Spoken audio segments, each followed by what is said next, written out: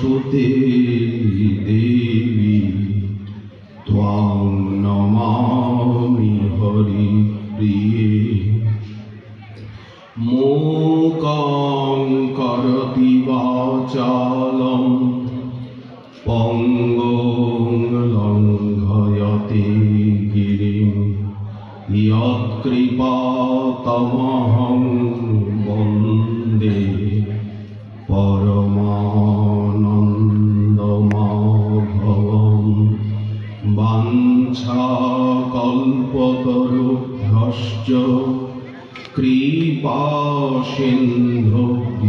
एव च पतितानां पावनेभ्यो वैष्णवेभ्यो नमो नमः। हरिभक्तिपराये च हरिनामपरायणा दुर्वृत्ता वा सुवृत्ता वा तेषां नित्यं नमो नमः। नमो धर्माय महते नमो कृष्णाय वेधसे। ब्राह्मणेभ्यः नमस्कृत्य धर्मान् वक्ष्ये सनातनान्। नारायणं नमस्कृत्य नरं चैव नरोत्तमं। देवीं सरस्वतीं व्यासं ततो जयमुदीरये। जय रूप सनातन भट्ट रघुनाथ श्रीजीव गोपाल भट्ट दास रघुनाथ। এই ছয় গোসাইর করি চরণ বন্দন। যাহা হইতে বিঘ্ন নাশ অভীষ্ট পূরণ। দুর্গমে পথিমেন্ধস্য স্খলৎপাদগতির্মোহ। সকৃপা যষ্ঠিদানেন সন্ত সন্ত্যবলম্বনম।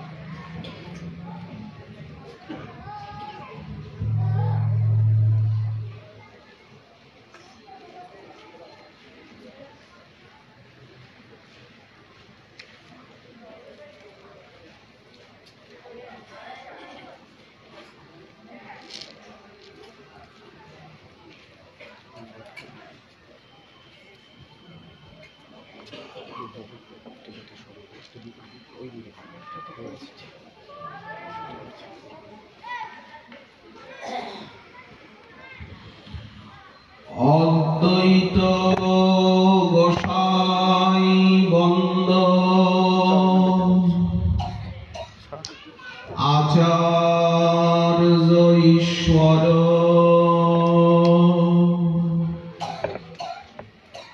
যে আনিল মহাপ্রভু ভুবন ভিতর।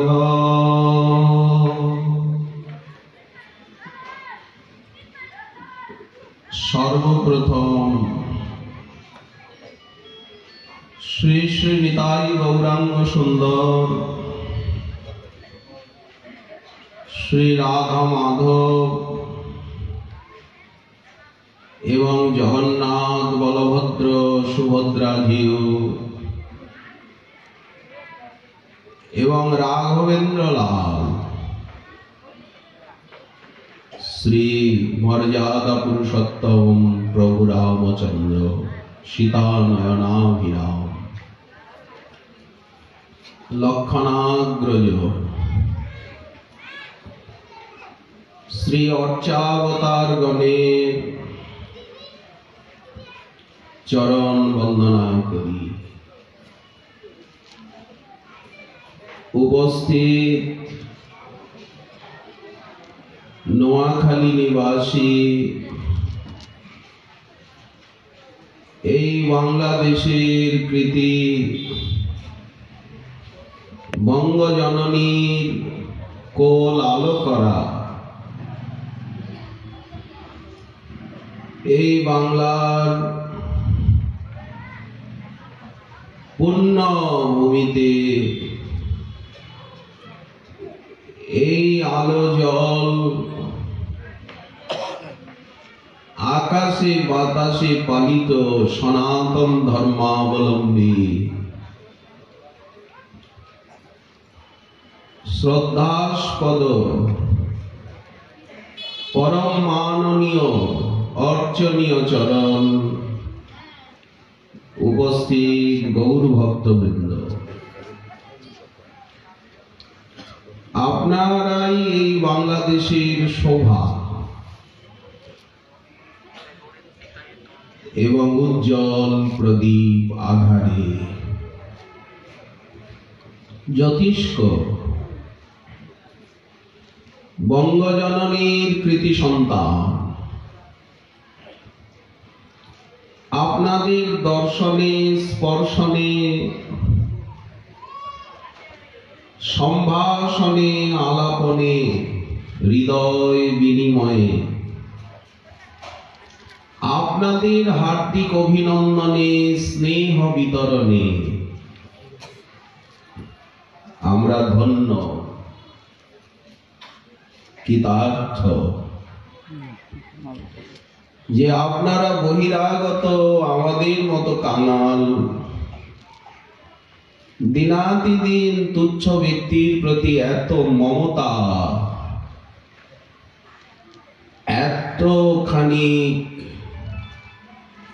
আশীর্বাদ, হৃদয়ের ভালোবাসা আপনারা আমাদিগকে প্রদান করেছেন। আমরা চিরঋণী, চিরকৃতজ্ঞ আপনাদের শ্রীচরণে। সম্মুখে উপস্থিত মমতাময়ী মাতৃবৃন্দ এবং বাৎসল্যময়ী ভগিনীবৃন্দ, আপনাদের আতুল চরণ বন্দনা করি। আপনারা শক্তির প্রতিমূর্তি, স্নেহ মমতা আশীর্বাদের জনয়িত্রী, দাত্রী, রক্ষিকা, পোষিকা, পালিকা, অভিভাবিকা, সঞ্চালিকা এবং উপস্থিত এই মন্দিরের সংরক্ষক সেবা সমিতির সভাপতি, সচিব এবং মাননীয় সদস্যবৃন্দ, উপস্থিত সজ্জনগণ, আপনাদের প্রতি জানাই আন্তরিক কৃতজ্ঞতা, শ্রদ্ধা, হৃদয়ের উষ্ণ অভিনন্দন। আমাদের ভাগ্য হয়েছে যে আমরা এই শ্রী গৌরমণ্ডল ভূমির প্রাণকেন্দ্র বাংলাদেশ, এখানে আমরা আসবার ভাগ্য পেয়েছি। আপনাদেরই স্নেহ আকর্ষণে এই নোয়াখালীর পাবনী ভূমিতে এই দিনের আশা এই প্রথম। ইতিপূর্বে কোনোদিন নোয়াখালী আসবার ভাগ্য হয়নি। এবারও হয়তো হতো না, কিন্তু না জানি কোন সৌভাগ্যে এই নোয়াখালীরই গৌরব, এখানের মাটিতেই উনি জন্মেছেন, এখানের জলবায়ুতেই লালিত পালিত হয়েছেন। পরবর্তীকালে উনি কুমিল্লা ভিক্টোরিয়া কলেজে দীর্ঘদিন অধ্যাপনাও করেছেন। পরম শ্রদ্ধাস্পদ, পরম গরিয়ান মহিষ্ঠ, পরম বিদ্বান, শাস্ত্র সাধক, শ্রী চৈতন্য চরিতামৃত, চৈতন্য ভাগবত, গৌড়ীয় বৈষ্ণব দর্শন এবং শ্রীমদ্ ভাগবতের প্রথম স্কন্ধ দ্বিতীয় স্কন্ধের উপর যার অদ্ভুতপূর্ব ব্যাখ্যা মাধুরী বিদ্যমান, বঙ্গীয় গৌরব, গৌড়ীয় গৌরব গ্রন্থ গুচ্ছে বা গৌড়ীয় সাহিত্য সম্ভার সঞ্চয়নে সাহিত্য সেবায় যিনি পূর্ব শতাব্দীতে অদ্বিতীয়, সেই বৈষ্ণবাচার্য পরম দার্শনিক শ্রী রাধা গোবিন্দনাথ মহোদয়ের কৃপাই আমাদিগকে এখানে টেনে এনেছে। তারই আকর্ষণে আসা। আর একজন মহিষী, তিনি নোয়াখালীরই সন্তান। শিশুকালের থেকে তার গ্রন্থ এবং তার আদর্শ জীবনের ভাব চেতনায় অনেকখানি মন প্রাণকে গঠিত করবার একটা অবকাশ পাওয়া গেছে, যার আচরণে, লেখনে প্রাচীন যুগের ঋষির আদর্শ জীবন্ত হয়েছে। যিনি মহর্ষি কল্প, তিনি এই নোয়াখালীরই ফেনীর মধুগ্রামে, ছাগল নাইয়া বলে কোনো জায়গা আছে, সেখানেরই মধুগ্রামের কৃতি সন্তান, যার পূর্ব নাম হরেন্দ্রনাথ চক্রবর্তী মহোদয়। পরবর্তীকালে সন্ন্যাস জীবনে ত্যাগব্রতে যিনি পূজ্য হরিদাস দাস বাবাজি মহারাজ নাম নিয়ে কলকাতা বিশ্ববিদ্যালয়ের সেকালের স্নাতকোত্তর হয়েও তিনি শ্রীধাম নবদ্বীপে গঙ্গা তটে নিবাস করত প্রায় ৬০-৬৫টির উপরে গ্রন্থ উনি প্রকাশ করে গেছেন, যার গৌড়ীয় বৈষ্ণব অভিধান, গৌড়ীয় বৈষ্ণব সাহিত্য, গৌড়ীয় বৈষ্ণব জীবন ইত্যাদি অনেকানেক মৌলিক গ্রন্থ গৌড়ীয় গৌরব গ্রন্থগুচ্ছ ভাণ্ডারী বিদ্যমান। তিনি ওই নোয়াখালীরই। এছাড়া আরেক বিদ্বান আমাদের সম্প্রদায়ে আবির্ভূত হয়েছেন এই নোয়াখালীতেই। আপনারা হয়তো তার নাম জানেন না। পূর্ব জীবনে উনি গৌড়ীয় মঠের মঠাধ্যক্ষ ছিলেন। তিনি সমগ্র গৌড়ীয় গ্রন্থাবলী ভাগবতের থেকে নিয়ে সমস্ত সংস্কৃত গ্রন্থ এবং তার টিকা টিপ্পনী অতি বিশুদ্ধ ভাষায় শতাধিক গ্রন্থ উনি ছাপিয়ে গেছেন। তিনি হচ্ছেন অকিঞ্চন শ্রী পুরীদাস মহাশয়। ইতিহাসে এই তিন মহাপুরুষের নাম স্বর্ণাক্ষরে চিরলিপিবদ্ধ আছে, অঙ্কিত। যারা গ্রন্থাবলীর অনুশীলন করেন তারা এই পরম সত্যের অবশ্যই স্বীকৃতি দেবেন। এছাড়া আমরা জানি না কালের অতলে তলিয়ে গেছে কত নাম, কত মহাপুরুষ যে জন্মেছেন, কত সাধক, কত গায়ক, কত সমাজসেবী, কত সাহিত্যসেবী, কত সমাজ দরদী, যারা জনতা জনার্দনের সেবায়, দেশের দশের সেবায় চিরসমর্পিত প্রাণ। আমরা কজন তাদের নাম জানি? ধন্যবাদ।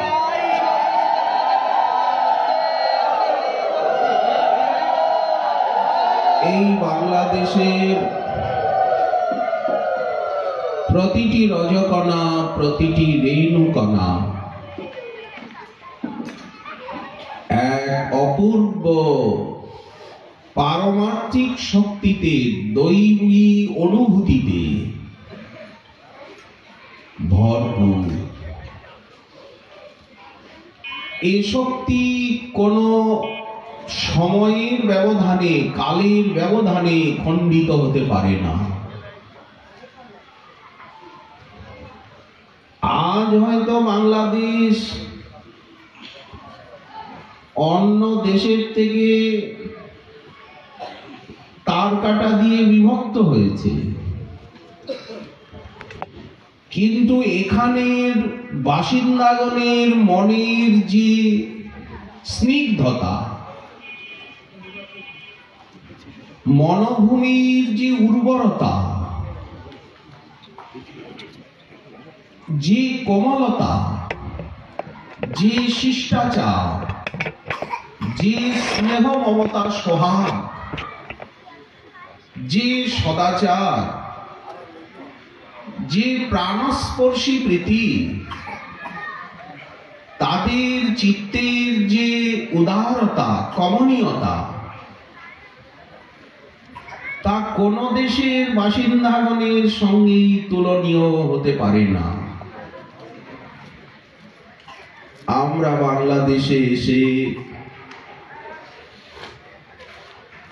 আপনাদের সম্পর্কে যে অভিজ্ঞান লাভ করলাম, তা আমাদের কাছে চির আদর্শ হয়ে রইল। আমরা ইন্ডিয়ায় গিয়ে বলবো, হাজার লোক, লক্ষ লোককে শোনাবো যে তোমরা যদি ভক্তি দেখতে চাও, সেবা, আকুতি, অমানি মানদত্ত, সহৃদয়তা, সামাজিকতা, স্নেহপ্রীতি দেখতে চাও, তো একবার বাংলাদেশে পর্যটক হয়ে ঘুরে এসো, কিছু শিখে এসো। আমরা ভারতে জন্মেছি, ইন্ডিয়াতেই জন্মেছি, ওখানকার হাওয়া বাতাসেই মানুষ হয়েছি, কিন্তু সত্যি কথা বলতে বাংলাদেশে এসে আপনাদের মধ্যে যে গৌর ভক্তি, যে গুরু ভক্তি, যে সনাতন ধর্মের প্রতি শ্রদ্ধা, এত বিপর্যয়ী বিরুদ্ধতায়ও আপনারা আপনাদের স্বধর্মকে যেভাবে আঁকড়ে রেখেছেন, যেভাবে আপনারা হরিনামকে ভালোবাসেন, গুরু বৈষ্ণবকে ভালোবাসেন, শাস্ত্রকে ভালোবাসেন, দেশকে ভালোবাসেন, এই ভালোবাসার ইন্ডিয়ায় দেখতে পাবো না।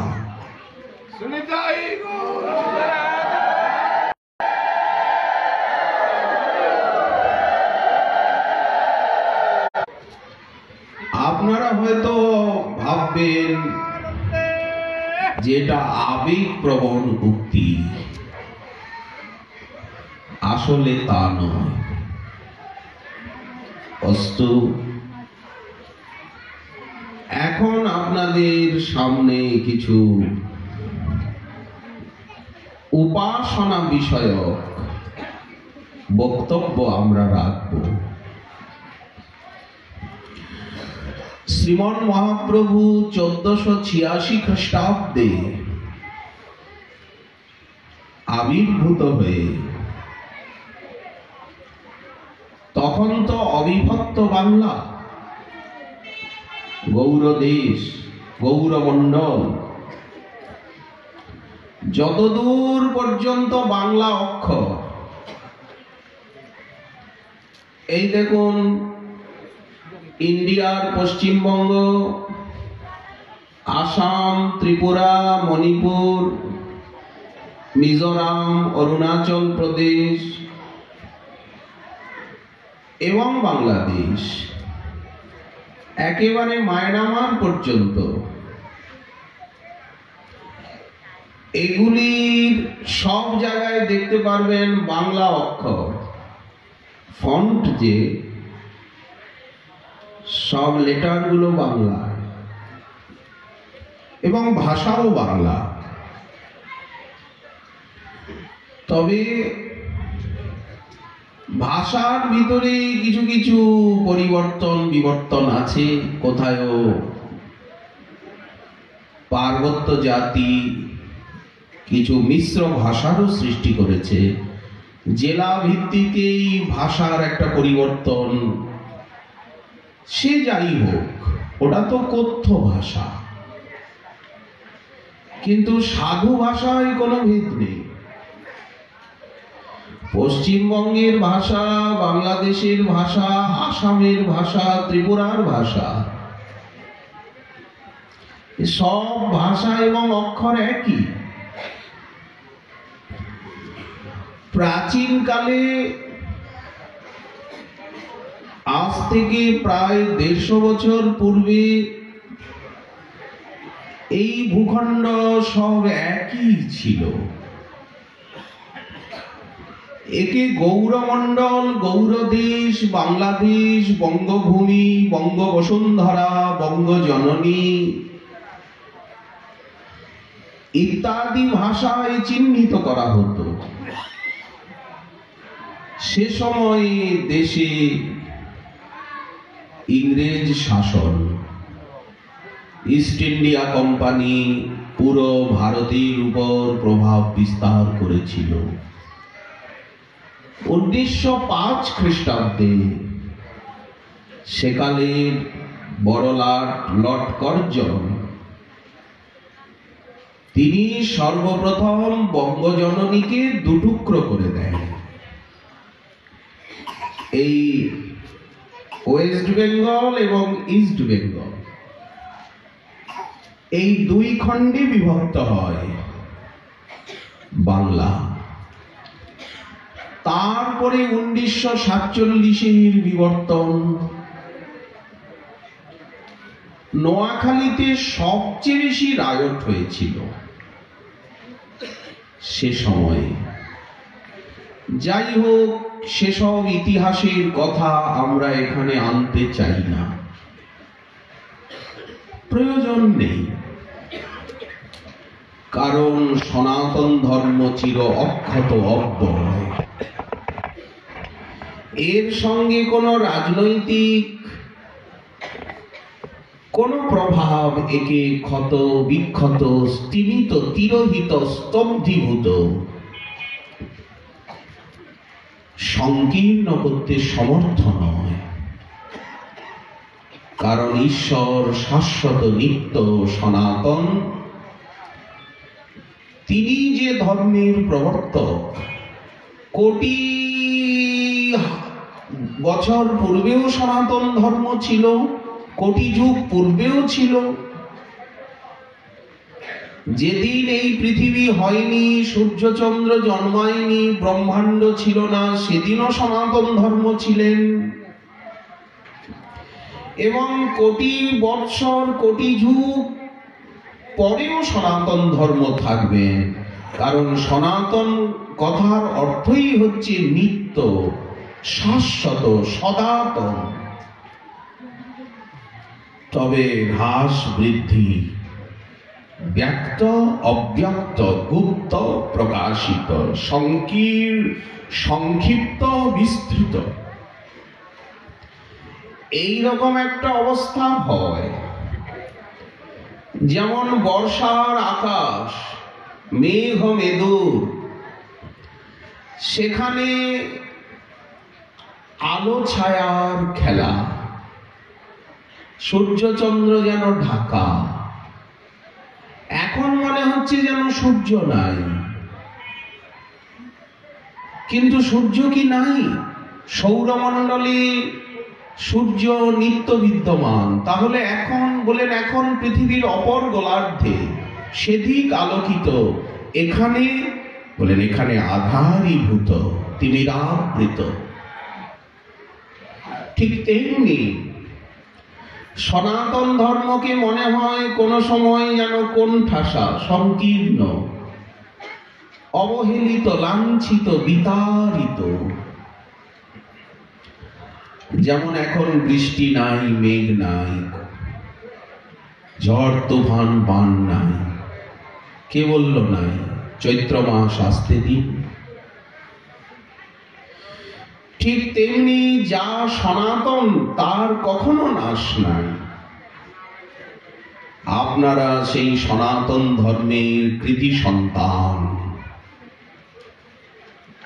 তারই বিজয় পতাকা বাহী। তা না হলে আপনারা কিভাবে এই দেশে থেকে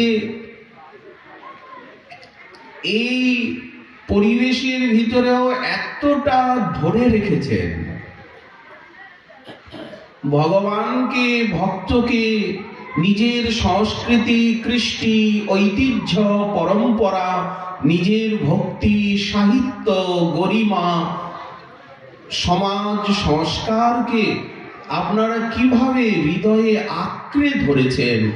এই পাশ্চাত্য শিক্ষার সময়ে এই বৈদেশিক ভোগবাদের বিষাক্ত যে হাওয়া বাতাসে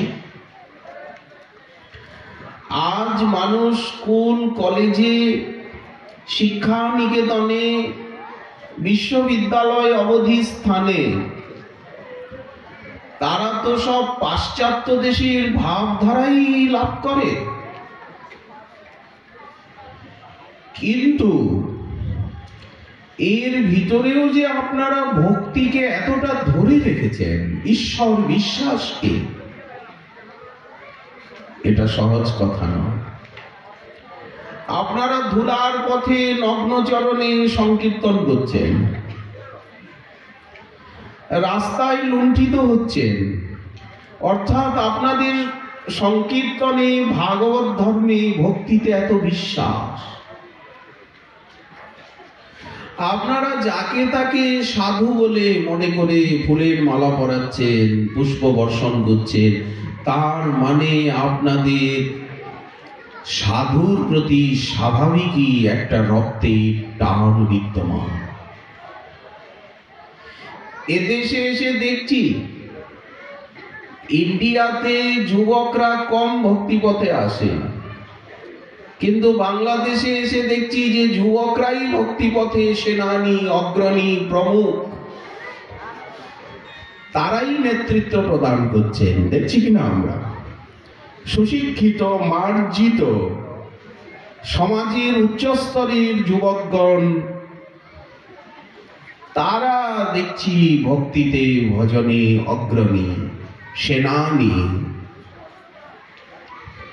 এটা বড়ই আকর্ষণের, আদর্শের বিষয়।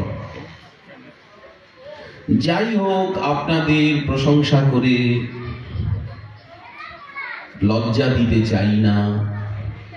জীবনের অমূল্য সময়কেও নষ্ট করতে ইচ্ছা নেই।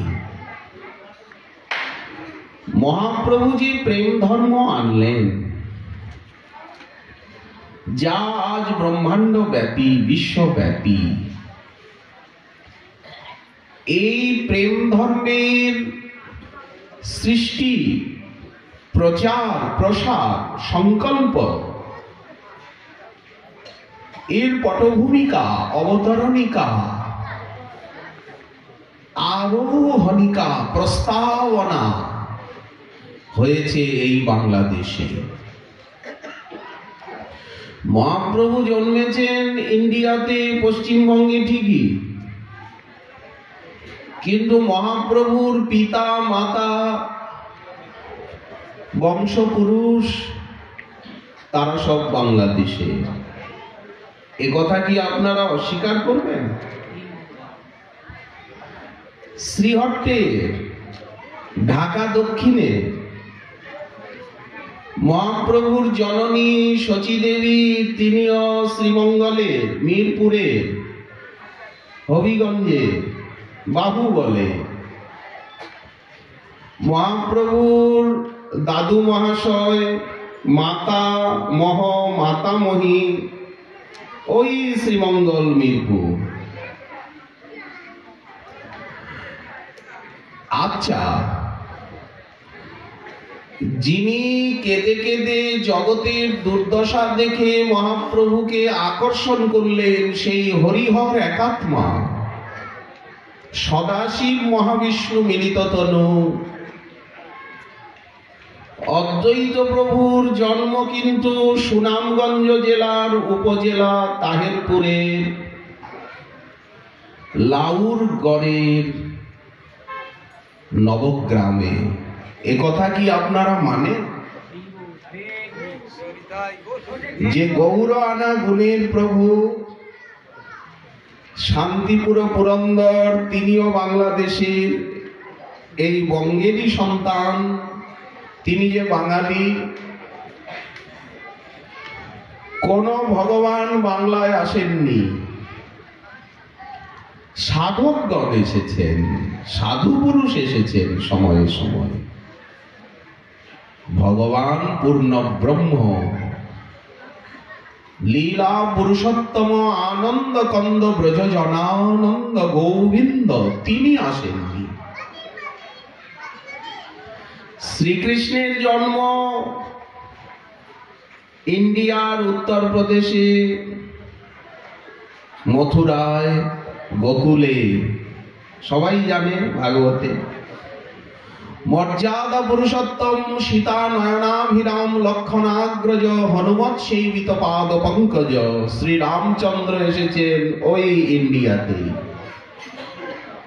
অযোধ্যাতে। সব অবতারই ইন্ডিয়াতে,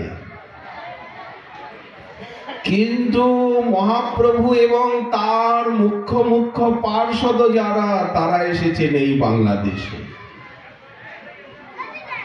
বাঙালির হিয়া, অমিয়া মথিয়া, বাঙালির মন প্রাণে যে অমৃত রয়েছে, যে স্নেহ ভালোবাসা রয়েছে, সেই স্নেহ ভালোবাসা সাগরকে মন্থন করে যে অমিয়ার প্রতিমা উত্থিত হয়েছে, তিনি কি বাঙালির ঠাকুর শচীনন্দন শ্রী গৌরহরি, নদিয়াবতারী, সংকীর্তন পিতা, বিষ্ণুপ্রিয়া প্রাণবল্লভ, আমাদের প্রাণনাথ, প্রাণপতি। এসব সিদ্ধান্ত তো আপনাদেরই, আপনাদের মুখেই তো শোনা। কথাগুলো তো সব বাংলাতেই লেখা। মহাপ্রভুর লীলা গ্রন্থ চৈতন্য চরিতামৃত, চৈতন্য ভাগবত আর আজ বিশ্বের বিভিন্ন ভাষায় প্রকাশিত, কিন্তু লেখা তো বাংলা, লেখক তো বাঙালি। বাঙালির হিয়া অমিয়া মথিয়া। আজ দেখুন বাংলার পদগুলো সারা বিশ্বে গান হচ্ছে, হরে কৃষ্ণ মহামন্ত্র সকলে জপ করছেন, কিন্তু ভাষাটা তো বাংলা। পদ পদাবলী কীর্তন সর্বত্র হচ্ছে, কিন্তু ভাষাটা তো বাংলা। আমাদের ইন্ডিয়ায় বাংলা ভাষা গৌণ। আমরা বাঙালি কিন্তু থাকি হিন্দি দেশে, সেখানে সবকিছু হিন্দি, সেখানে মাতৃভাষা ব্যবহারের সুযোগ আমাদের কম। ইন্ডিয়ায় বাংলা ভাষাকে একটু ঘৃণার দৃষ্টিতে দেখা হয়, বলেন একটা প্রাদেশিক ভাষা। হিন্দি ভাষা ওখানে ন্যাশনাল ল্যাঙ্গুয়েজ, হিন্দি ইংরেজি বেশি চলে সব কাজে, ওটা না জানলে কোনো কাজ হয় না। কিন্তু বাংলাদেশের জাতীয় ভাষা বাংলা। মহাপ্রভুর পার্ষদগণ এই জন্যই এই ভূমিতেই জন্মেছেন। শুধু কি অদ্বৈতের কথা বলুন তো, গদাধর পণ্ডিতের জন্ম কোথায়? ওনাকে রাধাবতার বলা হয়, গৌর শক্তি স্বরূপায়। উনিও তো চট্টগ্রামে। অবশ্য ওনার বাস্তু ভিটাটা বর্তমানে লুপ্ত। আমরা অনেক খুঁজে গ্রন্থে পাওয়া যায় চট্টগ্রামের বেলেটি গ্রাম, কিন্তু সেই বেলেটি গ্রামটি যে কোন স্থান, লোকে আমাদেরকে নিয়ে গেল বাঁশখালী বলে একটা জায়গা আছে, সেখান থেকে আমরা মেধস ঋষির আশ্রম, অনেক প্রাচীন স্মারক রয়েছে, প্রাচীন দেবালয়, প্রাচীন বিগ্রহ, যা অতীত দিনের সমস্ত রাজা জমিদারগণের ভক্তির চিহ্ন। আচ্ছা, গদাধর পণ্ডিতের কথা ছেড়ে দিন, শ্রীবাস পণ্ডিত কোথায় জন্মালেন? 4 ভাইকে নিয়ে, এরা 5 ভাই। আজও শ্রীবাস পণ্ডিতের সেবিত ঠাকুর রয়েছেন বাসুদেব। কোথায়? ওই ঢাকা দক্ষিণের আগেই সিলেটে কি মৌলভী বাজার, বিরানি বাজার, বিয়ানি বাজার, সেই টিলার উপরে বাসুদেব রয়েছেন। শ্রীবাস পণ্ডিত তো এদেশেরই, যার অঙ্গনে শ্রীমন মহাপ্রভুর সংকীর্তন বিহার, যাকে মহাপ্রভু বলেছেন তোমার একটি পুত্র মারা গেছে, আমি আর নিত্যানন্দ নন্দন তোমার। একটা প্রাকৃত সন্তান গেছে, তুমি আজ থেকে 2টি অপ্রাকৃত পুত্র পেলে, সেই পুত্র 2টি হচ্ছে আমি আর এই নিত্যানন্দ অবধূত। কতটা আত্মদান করেছেন প্রভু। আচ্ছা, পুণ্ডরীক বিদ্যানিধি যিনি বৃষভানু মহারাজের অবতার, প্রেম নিধি, প্রেমের সাগর, তার জন্ম কোথায়? যিনি গদাধর পণ্ডিতের গুরুপাদ পদ্ম, ওই চট্টগ্রামে হাটহাজারীর মেখলা থানায়, মেখলা গ্রামে। এইসব ইতিহাস আমরা কি ভুলে যাব? সেটা কি করে সম্ভব? আচ্ছা বলুন তো, মহাপ্রভুর সম্প্রদায়ে এই নাম প্রেম ধর্মে যারা সর্বপ্রথম কলম ধরে এই সংকীর্তন ধর্ম, প্রেম ধর্মকে দার্শনিকতার সঙ্গে ব্যাখ্যা করলেন এবং সমস্ত শাস্ত্রের সারমর্ম বলে বর্ণনা করলেন, আচরণে, অনুভবে, প্রচারে, লেখনে। তাদের জন্ম কোথায়? তারা কারা? শ্রী রূপ সনাতন, এই দুই সেনাপতি। মহাপ্রভু যাদেরকে বৃন্দাবন ভূমি উদ্ধারের দায়িত্ব দিলেন, ভক্ত ভক্তি কৃষ্ণ প্রেম তত্ত্বের নির্ধার, বৈষ্ণবের কৃত্য আর বৈষ্ণব আচার, লুপ্ত তীর্থ উদ্ধার, সেবা প্রবর্তন, বৈরাগ্য শিক্ষক যারা করলেন, সেই দবিরঘাস সাকর মল্লিক যারা অখণ্ড বাংলাদেশের, এখন তো বাংলাদেশ খণ্ডিত, বাংলাদেশের কোয়ার্টার অংশ তো পশ্চিমবঙ্গ নামে ইন্ডিয়ায় চলে গেছে। আজকের বাংলাদেশ তো খণ্ডিত বাংলাদেশ। বাংলাদেশের কোয়ার্টার ভূমি তো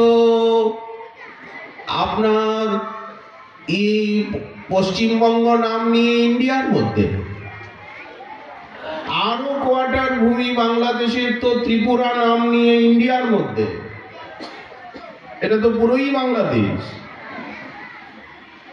এটা তো ব্রিটিশের একটা চাল সেকালের, বাঙালি জাতির মেরুদণ্ডকে ভেঙে দেবে 3 টুকরো করে।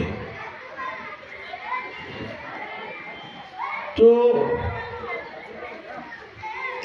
সেকালের দিনে অখণ্ড বাংলাদেশের যারা প্রধানমন্ত্রী, নবাব হোসেন শাহ তখন বাংলার সুলতান, দিল্লির সম্রাট বাবরের, হুমায়ুনের তিনি অধীন। তো সেই কালে অখণ্ড বাংলাদেশের প্রধানমন্ত্রী এবং বিত্তমন্ত্রী দবির খাঁ সাকর মল্লিক, তাদের জন্ম এই বরিশাল জেলায় চন্দ্রদ্বীপে, এবং মহাপ্রভুর এবং যশোরে ফতেহাবাদ রূপ সনাতন স্মৃতি তীর্থ তাদের আবাস। তারা বরিশালের আদিবাসী, বরিশালেই জন্ম, চন্দ্রদ্বীপে।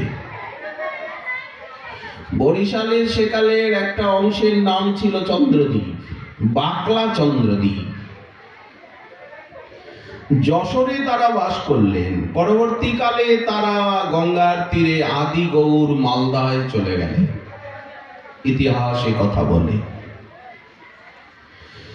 জীব গোস্বামী পাদ, যিনি মহাপ্রভুর সম্প্রদায়ের শ্রেষ্ঠতম দার্শনিক, তার জন্ম এই বরিশাল জেলায়, শৈশব এখানেই কাটে। এই রকম বড় বড় পদকর্তা গোবিন্দ ঘোষ, বাসুদেব ঘোষ, মাধব ঘোষ, মুকুন্দ দত্ত, বাসুদেব দত্ত, মুরারি গুপ্ত, কত কত পদাবলিকার। পরবর্তী সময়ে কত কত সাধন সিদ্ধ, নিত্য সিদ্ধ, সাধক, প্রচারক, আজও যারা বড় বড় বিদ্বান, বড় বড় রাজনীতিবিদ, বড় বড় লেখক, বড় বড় প্রচারক, তারা প্রায় করে বাংলাদেশে। ইদানিং কালেও পশ্চিমবঙ্গে যারা বড় বড় প্রখ্যাত, তাদেরও বংশপুরুষ সব বাংলাদেশে। 47-এর পর তারা ও দেশে গিয়ে আশ্রয় নিয়েছে, আসলে এদেশেরই মূল অধিবাসী। ইতিহাস এসব কথা আমাদেরকে সব সময় জানিয়ে থাকে। যাকে আমরা যে সংকীর্তন ধর্মে, মহাপ্রভুর প্রচারিত প্রেম ধর্মে আকৃষ্ট হয়ে আর এইভাবে হরিকথার প্রাঙ্গণে সঙ্গবদ্ধ হয়েছি জগন্নাথের শ্রীচরণে, এর মূলে তো অদ্বৈত প্রভুই। অদ্বৈত প্রভু যখন দেখলেন উনি সুনামগঞ্জের থেকে শান্তিপুরে গিয়ে পড়াশোনা করে ওখানেই থেকে গেলেন গঙ্গার তীরে। ওখানে ওনার একটা পিতার বাড়ি ছিল। আচ্ছা, এই যে আমরা হরিকৃষ্ণ মহামন্ত্র জপ করি, কীর্তন করি, মহাপ্রভুকে সংকীর্তন পিতা বলা হয়েছে, নিতাই চাঁদকেও, কিন্তু নামাচার্য তো বলা হয়নি। মহাপ্রভু হরিনামের উপদেষ্টা এবং এই হরিনাম মহাযজ্ঞের তিনি যজ্ঞেশ্বর। এই মহামন্ত্র সাধন তারই সুখের নিমিত্ত, তারই প্রীতির নিমিত্ত। আমরা যে খোল করতালে গান করি, এটা মহাপ্রভুরই শিক্ষা এবং তারই আরাধনা, এবং এটা সনাতন ধর্মের একটা মর্ম বা হৃদয় দেশ। এটা ভক্তির প্রাণ, বিদ্যা বধূ জীবনম। নাম রূপে কলিকালে কৃষ্ণ অবতার, নাম হইতে হয় সর্বজগৎ নিস্তার। সর্বমন্ত্র সার নাম, সর্বশাস্ত্র সার নাম, এই তো শাস্ত্র মর্ম। উপদেশ মহাপ্রভু করেছেন, সকলে নাম করো, সংখ্যাপূর্বক অসংখ্যাত জপ করো এবং কীর্তন করো। নাম হইতে সর্বসিদ্ধি হইবে সবার। সনাতন ধর্মে নাম এবং প্রণাম এই দুটি মুখ্য সাধনা। নাম করো, প্রণাম করো, সমর্পণ করো, সেবা করো, তার চিন্তন করো। মাং নমস্কুরু, এই হচ্ছে সনাতন ধর্ম। এখানে কোনো ভেদ নেই, কোনো সংকীর্ণতা নেই, কোনো গণ্ডিবদ্ধ ভাব নেই, এদেশ ওদেশ নেই, দিন রাত্রি নেই। আকাশ অপেক্ষাও মহান উদার এই সনাতন ধর্মের বিশ্বব্যাপী প্রাঙ্গণ অঙ্গন। কিন্তু মহাপ্রভুকে তো কেউ নামাচার্য বলে না, বলে? মহাপ্রভু নিজে নামাচার্য পদবী কাকে দিয়েছেন? হরিদাস ঠাকুরকে, যিনি বলেছেন খণ্ড খণ্ড হয় যদি দেহ, যদি যায় প্রাণ, তথাপি বদনে না ছাড়িব হরিনাম। যিনি কায় মনোবাক্যে ত্রিনাদপি শ্লোকের যাজন করেছেন। এর জন্য তাকে 22 বাজারে মুলুকপতি তাকে প্রহার করেছে, 22টা বাজারে পিটিয়ে পিটিয়ে মরেই গেছে, গঙ্গার জলে ফেলে দিয়েছে। কিন্তু নিতাই চরণ সত্য, তাহার সেবক নিত্য। জীব স্বরূপটাই তো নিত্য, আমাদের তো মৃত্যু নাই, আমরা কেউ মরি না। মরিতে চাহি না এই শোভন ভুবনে। আমরা মরি নাকি? আমাদের দেহটা মরে। দেহটাও বা মরে কোথায় যাবে? ব্যক্ত ছিল অব্যক্তে চলে যায়, পঞ্চভূতের শরীর পঞ্চভূতে মিশে যায়। আমরা আত্মা রূপে অমর। আমরা তো ঈশ্বরের অংশ, ঈশ্বর অংশ, অবিনাশী। আমাদের তো মৃত্যু নেই, চেতন। আমরা জ্ঞান স্বরূপ, আমরা জড় নই, অমল, আমরা নির্মল। আমাদের স্বরূপে তো কোনো কালিমা মালিন্য নেই। আমরা অমল, আমরা চিরধবল, সহজ সুখ রাশি। আমাদের স্বরূপটাই তো সুখ স্বরূপ, আনন্দ স্বরূপ, জ্ঞান স্বরূপ। মমই বাংশ জীবলোকে জীবভূত সনাতন। আমরা অচ্ছেদ্য, অদাহ্য, অশস্য, অক্লেদ্য, নিত্য সর্বগত স্থাণু অচল এবং সনাতন। সনাতন ধর্ম বলে জীব মাত্রই সনাতন, মানুষ সনাতন, তাহলে জন্ম মৃত্যু বলে এটা পায়ের বৃত্ত। এটা তো একটা আপাতিক পরিস্থিতি, জন্মিলে মরিতে হবে, অমর সে কোথা কবে। এটা তো বস্ত্র পরিবর্তন, কাপড়টাকে পরিবর্তন করা হচ্ছে। এই কাপড়টা ফেলে দিয়ে আরেকটা সুন্দর কাপড়, সেটাও ময়লা হয়ে গেল, ওটাকে ফেলে দিয়ে আবার একটা সুন্দর কাপড়।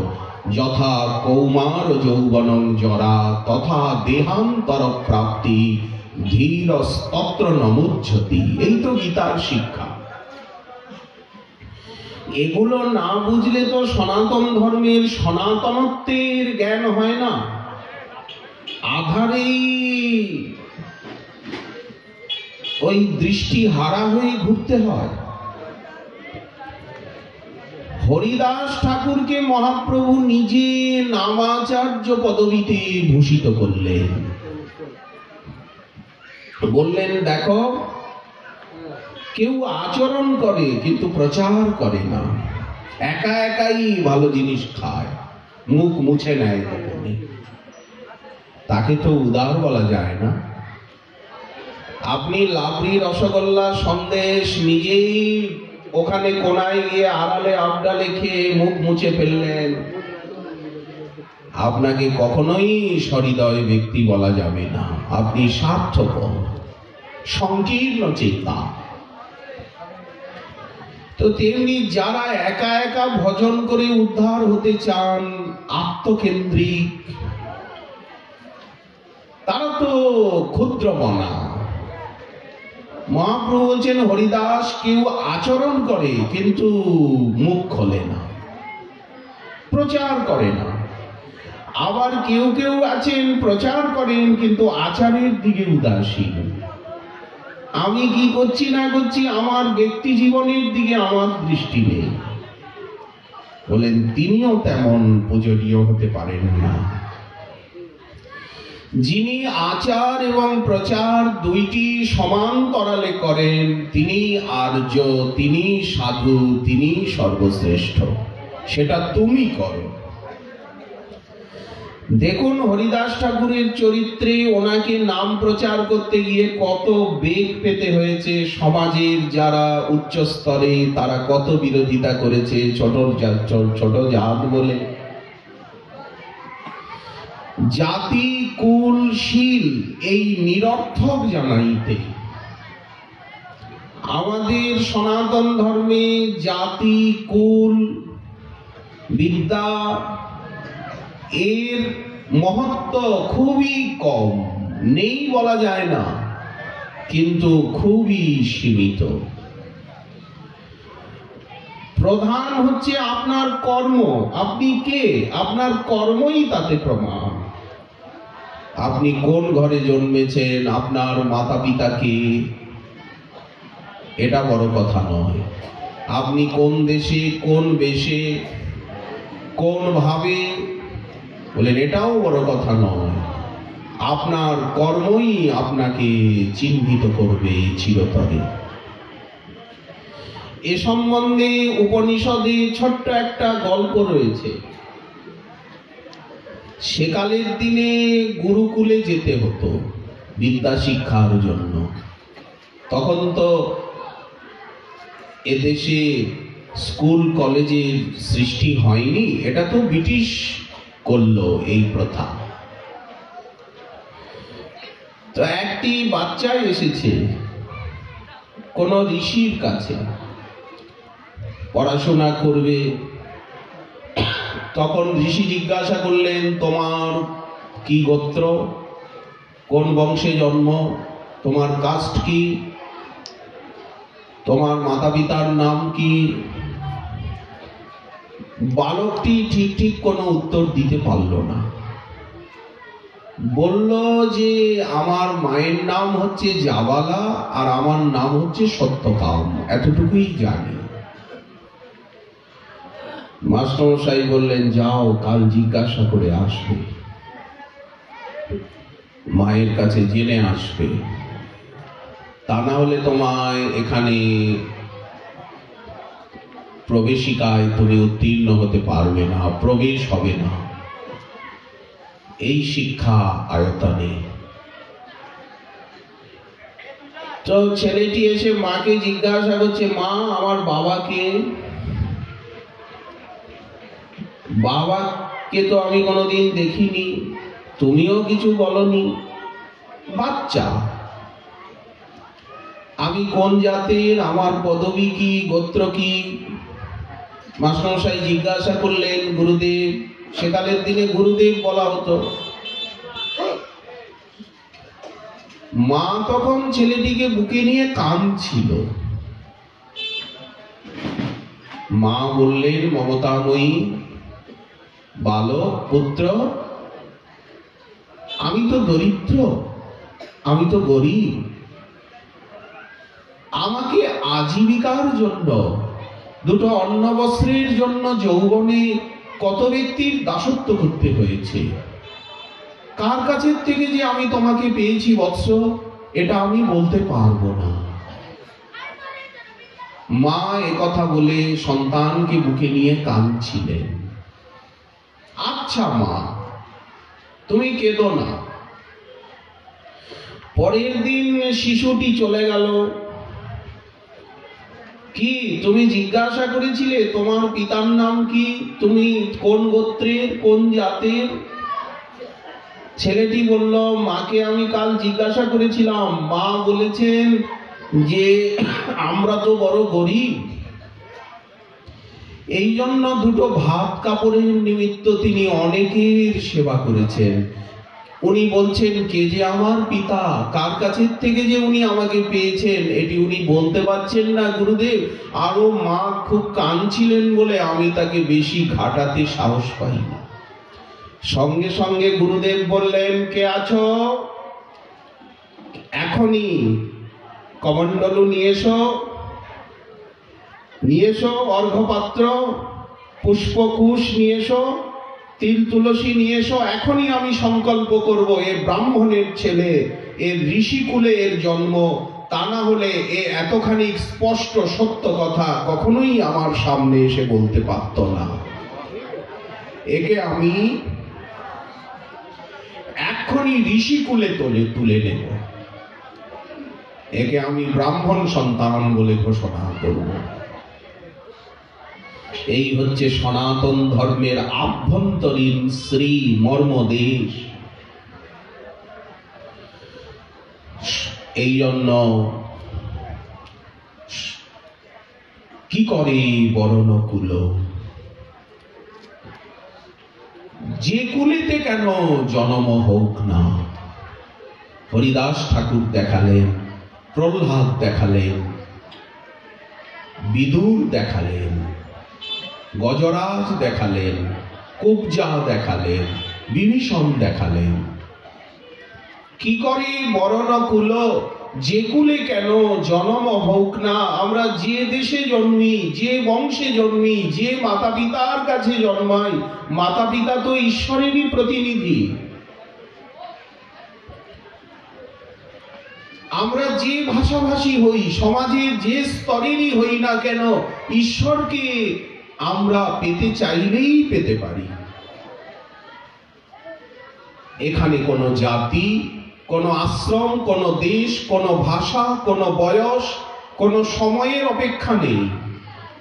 কি করে বরণকুল, শুধু আকাঙ্ক্ষা, আকুতি, আমি তাকে চাই, আমার তাকে প্রয়োজন। যেমন ধ্রুব ছুটে গেলেন, প্রহ্লাদ ছুটে গেলেন, বিভীষণ ছুটে গেলেন, কত কত মহাপুরুষ ছুটেছেন আবেগে।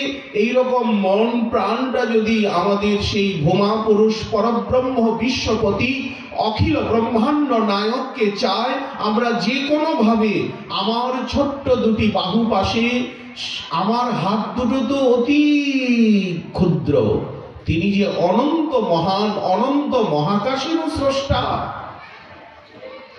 আমার ছোট্ট দুটি বাহু পাশে সে যদি না নিজে আসে, অনন্ত মহান সেজে আমার মিছে আসা তারে ধরা, মিছে আশা তার সাথে নীরব নিথর রাতে।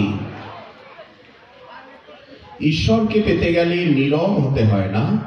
আপনি যখন অন্তরে প্রবেশ করবেন তখন তো আপনার বাণী সেখানে বাইরেই শেষ হয়ে গেল। বাণী তো বাইরে। নীরব নিথর রাতে, সেখানে তো কেউ নাই, উনি আর আপনি। ভালোবাসা তো দুজনের মধ্যে, সেখানে তৃতীয় আরেকটা ব্যক্তি এসে নাক গলালে তো হবে না। আপনি আর উনি নীরব নিথর রাতে প্রাণে প্রাণে প্রাণ বিনিময় করা। ভক্ত ভগবানের প্রাণ, ভক্ত ভগবানের ইন্দ্রিয়, ভক্ত ভগবানের দেহ সব একাকার। আমার ছোট্ট দুটি বাহু পাশে সে যদি না নিজে আসে, বলো অনন্ত মহান সেজে আমি হাত বাড়িয়ে চন্দ্র সূর্য ধরব? এটা হয়? আসলে ভগবানকে পাওয়া অতি সহজ, কিন্তু মুশকিল হচ্ছে তাকে চাওয়া। তাকে চাওয়াটাই কঠিন। তাকে তো জানি না, তাকে তো মানি না। হরির মতো সহজ এমন কোথায়ও কিছুই নাই। চাহিবার মতো চাহিলে তাহারে বাড়িকেই একবারই পাওয়া যায়।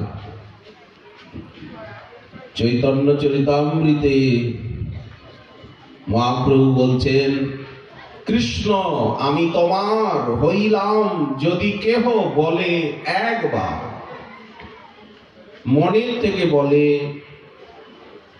মায়াবন্ধ হইতে কৃষ্ণ তারে করেন পার।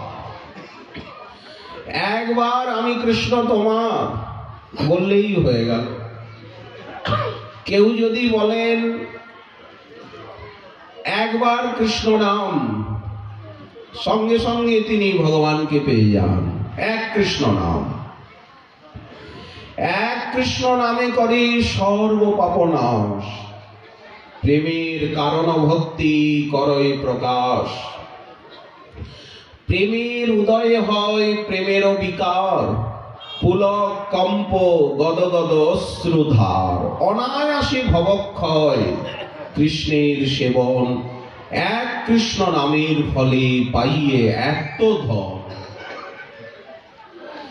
একবার যদি কেউ কৃষ্ণায় নম বলে প্রণাম করেন, 10 বার অশ্বমেধ যজ্ঞ করলেও জন্ম নিতে হয়, কিন্তু কৃষ্ণ প্রণামীর ন পুনর্ভবায়। এই হচ্ছে ভক্তি। এক পত্র তুলসী তার চরণে দিলেই হয়। এইরকম সোজা সহজ সরল প্রাণবন্ত কোমল ধর্ম কি আর বিশ্বে আছে? কৃষ্ণের জল তুলসী দেয় যেই জন, তার ঋণ শোধিতে কৃষ্ণ করেন ভাবন যতন। জল তুলসীর সমকৃষ্ণের ঘরে নাহি ধন। আত্মা বেচি করেন কৃষ্ণ ঋণের শোধন। এই তো ভাগবত ধর্ম। তো আমরা ঈশ্বরকে পেতে বিলম্ব করছি কেন? এই বিলম্বতার কারণ কি? বলেন তাকে চাইছি না। সদা চাহি মোরা বিষয়ের সুখ, সুলভ এসব চাওয়া। জগতের পার্থিব বস্তুকে চাওয়া সুলভ, কিন্তু পাওয়া দুর্লভ। আপনি কোটিপতি হতে চাইলেই কি হতে পারবেন? সম্মান চাইলেই কি পাবেন? তার জন্য কর্ম করতে হবে, পরিশ্রম করতে হবে। সদাচারী মোরা বিষয়ের সুখ, সুলভ এসব চাওয়া, কিন্তু পাওয়া দুর্লভ। হরিরে পাওয়া সুলভ বটে, জগন্নাথকে পাওয়া সুলভ, কিন্তু ওনাকে চাওয়া দুর্লভ।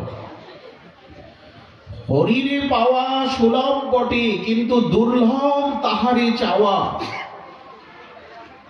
কি করলে তাকে চাইতে পারবো, কি করলে তাকে পেতে পারবো, কি করলে তার সঙ্গে প্রাণে প্রাণটাকে এক করে দিতে পারবো, কি করলে তিনি আমাদের প্রিয়তম প্রেমাস্পদ প্রাণবল্লভ প্রাণপতি দ্বৈত হবেন, তার জন্যই প্রস্তুতি পর্ব এই শ্রবণ কীর্তন অর্চন বন্দন প্রণমন, এত মাজা ঘষা। চাহিবার তরে সাধন ভজন, সৎসঙ্গ, গ্রন্থানুশীলন, সদাচার, সাধনা, আকুতি, আবেগ, অনুরক্তি, আরতি, মিনতি, প্রীতি। চাহিবার তরে সাধন ভজন, ওগো চাহিলেই যায় পাওয়া। এই দেখুন রাধা গোবিন্দনাথ পেয়েছেন, পূজ্য হরিদাস দাস বাবাজি মহারাজ পেয়েছেন, কত কত মহাপুরুষ পেয়েছেন, পাচ্ছেন, পাবেন। একবারই কি বর্ষা আসে? বলে না, প্রতি বছর বর্ষা আসে, প্রতি বছর বান তুফান আসে। ও তো ঘুরে ঘুরে আসবে, তেমনি পাওয়ার সুযোগ জীবনে কত আসবে।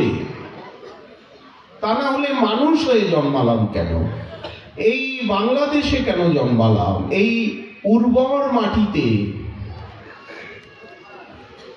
অনেক দেশ রয়েছে, কিন্তু বাংলাদেশের মতো দেশ আছে? আমাদের ইন্ডিয়াও বাংলাদেশের সমকক্ষ হতে পারে না। এখানকার জল, বাতাস, পর্যাবরণ,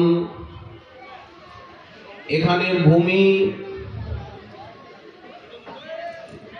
ইন্ডিয়া বৃহত্তম দেশ হতে পারে, বহু ভাষা ভাষী সম্বলিত দেশ হতে পারে, কিন্তু একটা জিনিস বাংলাদেশে ঘুরে অনুভব হচ্ছে যে টেকনোলজিতে, সংস্কৃতিতে বাংলাদেশ, স্বচ্ছতায়, মানবতায়, উদারতায়, ভদ্রতায় বাংলাদেশ ইন্ডিয়ার থেকে অনেক বেশি এগিয়ে আছে।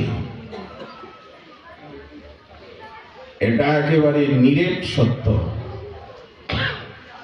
এখানকার হাওয়া বাতাসে, জৈবিক উপাদানে, প্রাকৃতিক আহারে, জলে, বাতাসে, আলোতে এমন একটা শক্তি আছে যার থেকে একটা উপযুক্ত উর্বর মস্তিষ্কের সৃষ্টি হয়।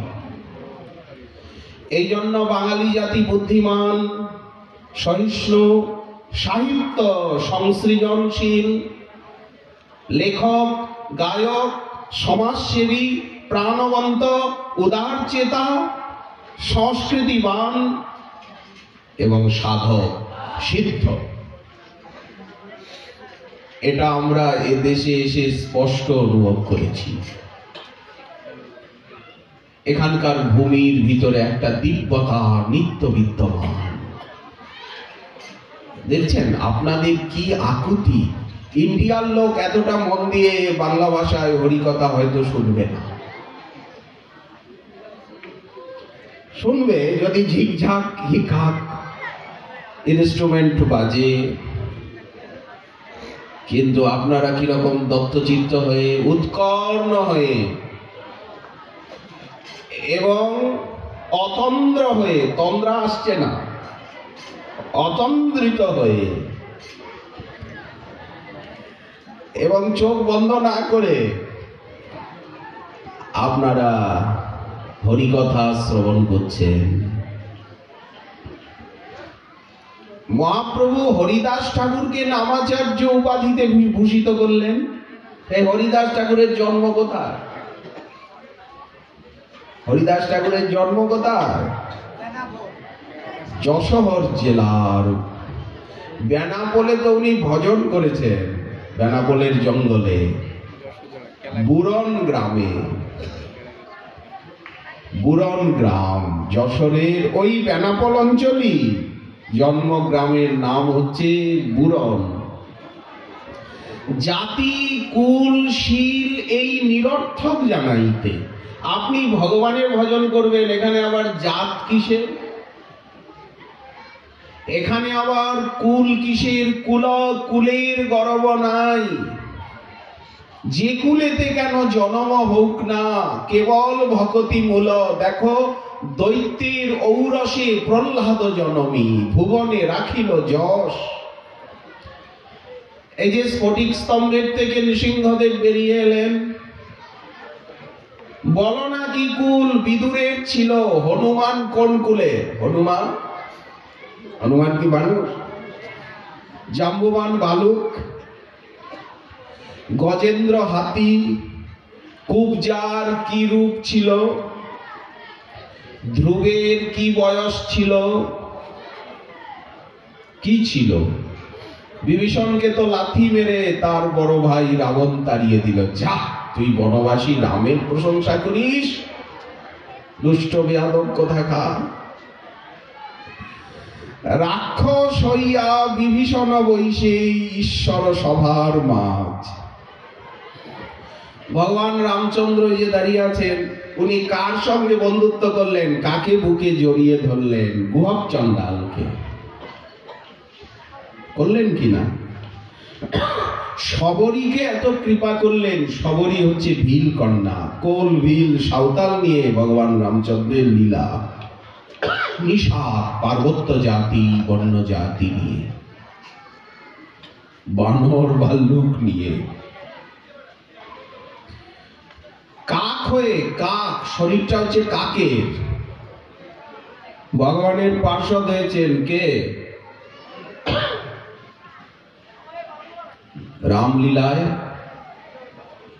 গরুর যার মুখে হরিকথা শ্রবণ করেন, কি নাম? কাক ভূষণ্ডীজি, ভূষণ্ডী কাক।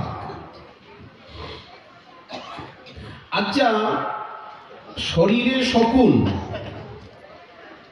গৃধ্র,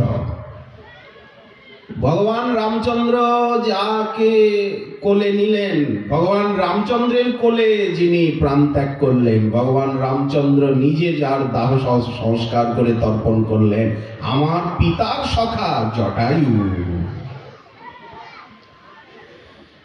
তাহলে ভক্তি ধর্মে, ভাগবত ধর্মে জাতি কুল শিলের কোনো ব্যাপার আছে? সুদামার কি ধন ছিল? ভগবান দ্বারকানাথ তাকে নিজের সিংহাসনে বসে চরণ ধৌত করে, রুক্মিণী ব্যজন করছেন, ভগবান পদতলে বসে তার সেবা করছেন, তার দত্ত চিপিটক কেড়ে খেলেন। কি ধন ছিল সুদামার? বিদুরের কি ছিল? বিদুর তো দাসীপুত্র। অথচ দুর্যোধনের 56 ভোগকে ত্যাগ করে উনি বিদুরানীর দত্ত কলার ছিলকা গ্রহণ করলেন। জাতি কুল শীল এই নিরর্থক জানাইতে, ভক্তি মার্গে উনি নিরর্থক। থাকলেও ভালো, থাকলে আরো ভালো, বলে না থাকলে নাই, ওইদিকে দৃষ্টি দিতে হবে না। থাকলে খুবই ভালো আছে, যদি না থাকে বললেন দরকার নেই, খালি হাতেই চলো। হরিদাস জন্মিলা যবন কুলেতে। ব্যাসাবতার লিখছেন, অধম কুলেতে যদি বিষ্ণু ভক্ত হয়, সেই সে পরম পূজ্য সর্ববেদিক। যত যত হীন জাতি উদ্ভবে বৈষ্ণব। গঙ্গা যেমন যত নিচে নামে তত মহিমা বাড়ছে, তত গভীর হচ্ছে, তত স্ফীত হচ্ছে। পদ্মা যত এদিকে আসছে তত পদ্মা গভীর হচ্ছে, বিস্তীর্ণ হচ্ছে। নদীর নিয়মই তাই। নদী যেখানে জন্মায় সেখানে ঝর্ণা সংকীর্ণা, কিন্তু যত নিচে নামে ততই জলপ্রপাত সৃষ্টি করতে করতে আবেগে নদীমাতৃক দেশ বানাতে বানাতে একুল ভেঙে অকুল গড়ে কত লোকের আজীবিকাকে উৎপাদন করে নদী যেমন সাগরে মিশে গিয়ে নিজের নাম রূপকে হারিয়ে ফেলে, ভক্ত তেমনি কোথায় কোন কুখ্যাত কুলে, কোথায় কোন বন্য প্রদেশে জন্ম নিয়ে কেউ জানে না। ভক্ত যখন জন্মান কেউ জানে না, ভক্ত যখন সাধনায় উচ্ছ্বসিত হয়ে যখন জনসমাজে এসে পড়ে, তখন লোকে তাকে চিনতে পারে। তিনি তখন বিস্তীর্ণ গর্ভা ভাদরের ভরা গাঙের মতো। তিনি কত লোকের কল্যাণ করে, উজ্জ্বল সমাজকে সৃজন করে তিনি কৃষ্ণ প্রেমের তরঙ্গে তরঙ্গায়িত হতে হতে কত উর্মি মালাকে প্রকাশ করতে করতে কত দেশ দিক হয়ে উনি কৃষ্ণ চরণ রূপী মহাসাগরে গিয়ে মিশে উনি নিজেকে চিরতরে খুইয়ে দেন। এই তো ভক্ত জীবনের সুষমা। এই জন্য যত যত হীন জাতি উদ্ভবে বৈষ্ণব ভক্ত সবারে বন্দিব সবে জগত দুর্লভ। হরিদাস ঠাকুর জবনকুলে জন্মালেন এই বাংলাদেশে। লোকনাথ গোস্বামী প্রভু কোথায় জন্মালেন? এই বাংলাদেশের যশোরেই তালখড়ি গ্রামে, তাই তো? আমরা কোনো ভুল পাচাল পাচ্ছি না তো, কোনো আবল তাবল কিছু আমরা বলছি না তো? ইতিহাস সাক্ষী। আচ্ছা, যিনি চৈতন্য পরবর্তী যুগে, এনারা তো মহাপ্রভুর সমকালীন পার্ষদ, কিন্তু মহাপ্রভুর পরবর্তী সময়ে চৈতন্য পরবর্তী যুগে যারা এই নাম প্রেম ধর্ম, এই ভাগবত ধর্ম, ভক্তি ধর্মের ধারক বাহক, এই সংকীর্তন, এই সদাচার, এই বিগ্রহ সেবা, এই হরিকথার যারা উজ্জীবক, তাদের ভিতরে নরোত্তম দাস ঠাকুর মহাশয়ের নাম, যিনি প্রেম ভক্তির মহারাজ বলে খ্যাত, আপনারা সকলেই শুনেছেন। যার পদাবলী নিরন্তর গীত হয়, যার প্রেম ভক্তি চন্দ্রিকা, তিনি কোন দেশে? ইন্ডিয়ার রাজশাহী গড়ের হাট পরগনা খেচুরি, এখন একটা গণ্ডগ্রাম, এক সময় রাজধানী ছিল, এখন একটা গণ্ডগ্রাম, ধানের মাঠ, ক্ষেত। এই তো সেই খেতুরি ধাম, যিনি সারা অখণ্ড বাংলাদেশ ব্যাপী প্রেম ভক্তির সংকীর্তনের সদাচারের প্রচার করেন। এরকম কত কত মনীষী, কত কত নিত্য সিদ্ধ পার্ষদ। আচ্ছা বলুন তো, মহাপ্রভুর শ্রী গুরুদেবকে ঈশ্বর পরিপাদ, ঈশ্বর পরিপাদের শ্রী গুরুদেব অর্থাৎ মহাপ্রভুর পরম গুরুদেবকে শ্রীল মাধবেন্দ্র পরিপাদ, যে মাধবেন্দ্র পরিপাদের ভিতরে সর্বপ্রথম এই কৃষ্ণ ভক্তি গোপী ভাবামৃত রাধা ভাবের প্রাকট্য হয়েছিল, তিনি কোথাকার? তিনি কি ইন্ডিয়ার? মাধবেন্দ্রপুরীর জন্ম কোথায়? ইন্ডিয়ার শ্রীহট্টে, ওই লাউরগড়ে, ওই সুনামগঞ্জ জেলার উপজেলা তাহিরপুরের অনতি দূরে, ওই পাহাড়ের কোলে, ওই মেঘালয়ের কোলে, শ্রীহট্টের পূর্ণিপাটে। আপনারা অদ্বৈত প্রভুর শ্রীপাঠে নিশ্চয়ই গেছেন, পনা তীর্থে। ওর থেকে একটু আগিয়ে গিয়ে পাহাড়ের কোলে বাঁ দিকে শ্রীহট্টের পূর্ণিপাটে, তাহা করি শ্রীপাটে আবির্ভূত মাধবেন্দ্রপুরী। তো এই যে গোপী ভাবামৃত,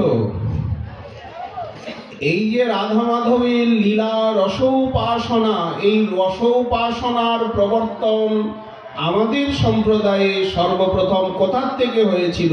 সুনামগঞ্জ জেলার থেকে, শ্রীহট্টের থেকে। আমরা চিরকৃতজ্ঞ, সারা বিশ্ববাসী তারা চিরকৃতজ্ঞ এই বাংলাদেশের মৃত্তিকার প্রতি। সকলেরই শ্রদ্ধা নম্রতা। ঠাকুর মহাশয় তো বললেনই, শ্রী গৌরমণ্ডল ভূমি যেবা জানে চিন্তামণি, চৈতন্য চরণ চিন্তামণির বিচরণ ভূমি। মহাপ্রভু একবারই তার প্রকট লীলায় বাংলাদেশে এসেছিলেন। মহাপ্রভু একবার বাংলাদেশে এসেছিলেন। তার পিতা পিতামহ, মাতা মাতামহ মাতামহীর পূর্বজগণের নিবাস স্থান দেখতে কয়েক মাস ছিলেন প্রভু। কিন্তু এমন প্রেম ভক্তি এবং কৃপা বৃষ্টি করে গেছেন বাঙালির প্রতি যে আজও বাঙালি জাতি এখানকার সেই প্রেম ভক্তি রসে পুষ্ট, সিক্ত, স্নিগ্ধ, আঢ্য, ধনাঢ্য। কোন ধনে আপনারা আঢ্য? আপনারা যে ধনাঢ্য, আপনারা কোন ধনে আঢ্য? সমৃদ্ধ, ঋদ্ধ, সম্পন্ন। কোন ধনে? ভক্তি ধনে, প্রেম ধনে, শ্রদ্ধা ধনে, সেবা ধনে। ব্যবহারিক ধনে তো আপনারা সমৃদ্ধই,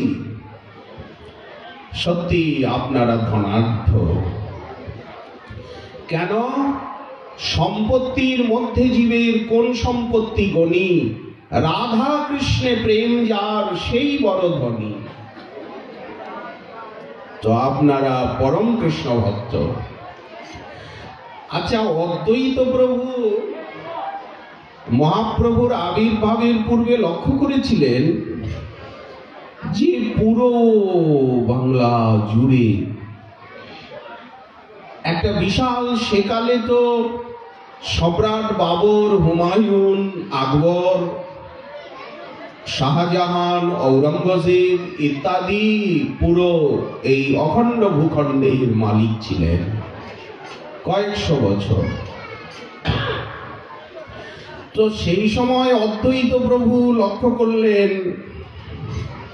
হরিদাস ঠাকুরও এসে খবর দিচ্ছেন, উনি গ্রামে গ্রামে ঘোরেন, যে প্রভু দেব প্রতিমা, প্রতিমা দেখলেই ভেঙে ফেলবে, মূর্তি দেখলেই মূর্তি আছাড় দিয়ে ভেঙে ফেলে, দাও আছাড়, মূর্তি দেখলেই মারো আছাড়, দাও কোরাল গাইতি নিয়ে মূর্তি ভেঙে ফেলে দাও।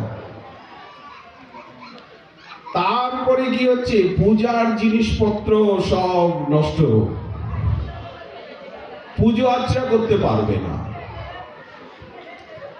আর ভাগবত গীতা বলেন আগুনে জ্বালিয়ে দাও। এতটা দুর্দশা তো এখন হয়নি। মহাপ্রভুর আসবার আগে যে দুর্দশা ছিল, বাবর, হুমায়ুন তাদের সময়ে, তখন গ্রন্থ মানে কি? গ্রন্থ মানে তো তালপাতা, এরকম লম্বা লম্বা ম্যানুস্ক্রিপ্টস। বললেন পেলেই আগুনে জ্বালিয়ে দাও। গীতা ভাগবত যে কত জ্বালানো হয়েছে, কত যে শালগ্রামকে আছড়ে, কত মূর্তিকে যে ভেঙে গুঁড়ো গুঁড়ো করা হয়েছে, তার কোনো ঠিকানাই না। কেউ যদি শঙ্খ ঘন্টা বাজায়, বলেন শঙ্খ ঘন্টা কেড়ে নাও। কেউ যদি রাস্তায় তিলক করে বেড়ায়, বলেন ধরে তিলকটাকে জিভ দিয়ে চেটে নাও। সেকালের দিনে তিলক করে বেরোবার জো ছিল না। যদি আপনি তিলক করে বেরিয়েছেন, তাহলে ধরে আপনাকে আর জিভ দিয়ে তিলক চেটে নিত লোক, শঙ্খ ঘন্টা কেড়ে নিত। দেব প্রতিমা পূজা করার উপায় ছিল না। আর যদি তুলসী, আপনি তুলসী বৃক্ষ, বৃন্দা দেবী তুলসী রোপণ করতেন, তুলসী দেখলেই এসে আর তুলসীর উপরে পেচ্ছাপ করে, বলে দেখ গাছপালার পূজা, ইটকাট পাথরের পূজা, গাছের পূজা। তারপরে মন্দির দেখলেই বললেন ওইখানে গিয়েই আগে মলমূত্র পরিত্যাগ করতে হবে, ওই ঠাকুরের অঙ্গনে। এতটা দুরবস্থা এখনো হয়নি। সেকালে যা ছিল। তারপরে কেউ যদি নদীতে স্নান করতে গেছে, পুকুরে স্নান করছে, বলেন তার গায়ে জল নিয়ে আর মানে গায়ে চ্যাপকপ ফেলে দাও, কুল্লল জল দিয়ে দাও। যারা একটু সাধন ভজন করত তাদেরকে ভণ্ড বলে রাজার লোকরা প্রহার করত, চাবুক লাগাতো। হরিদাস ঠাকুরকে 22 বাজারে ভণ্ড বলে, বেটা ভণ্ড। এই ছিল সেকালের দিনের সামাজিক চিত্র পরিস্থিতি। সেই অবস্থায় অদ্বৈত প্রভু কেঁদে কেঁদে সাধন করছিলেন, গঙ্গা জল তুলসী দিয়ে গীতা ভাগবতের অনর্গল ব্যাখ্যা করছিলেন। হরিদাস ঠাকুর সংখ্যাপূর্বক 3 লক্ষ নাম নিচ্ছিলেন। শ্রীবাস পণ্ডিত উচ্চ কীর্তন করছিলেন। কতবার খোলকর্তাল খোল ভেঙে ফেললো। রাজার লোকরা খোল পেলেই আচার দিয়ে, দেখ খোল বেটা, কোন দেশে থাকো। করতাল কেড়ে নিয়ে আর দিল ঢিল দিয়ে জঙ্গলে চুলে জলের পুকুরে। করতাল আওয়াজ করতে পারবে না, চুপচাপ। সেই অবস্থাতেও হরিদাস ঠাকুর সকলকে নাম উপদেশ করতেন। সনাতন ধর্মাবলম্বীরাও পিছনে লেগেছিল। তুমি ছোট জাতের হয়ে সংস্কৃত শ্লোক বলো কেন, এসব শাস্ত্রের কথা বলো কেন? ছোট জাতদের জানো না শাস্ত্র অধ্যয়নে সংস্কৃত শ্লোক বলবার অধিকার নেই? সেকালের দিনে এ ছিল ধর্মজগতের চিত্র।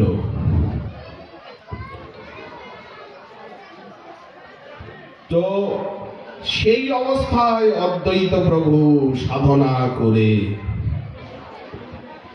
আর নিতাই গৌরাঙ্গকে প্রকট করলেন এই বাংলাদেশের মাটিতে 1486 খ্রিস্টাব্দে। তখন তো বাংলাদেশ অখণ্ডিত। যাকে আজ আমরা নবদ্বীপ বলছি, তখন তো নবদ্বীপ নদিয়া বাংলাদেশের মধ্যে।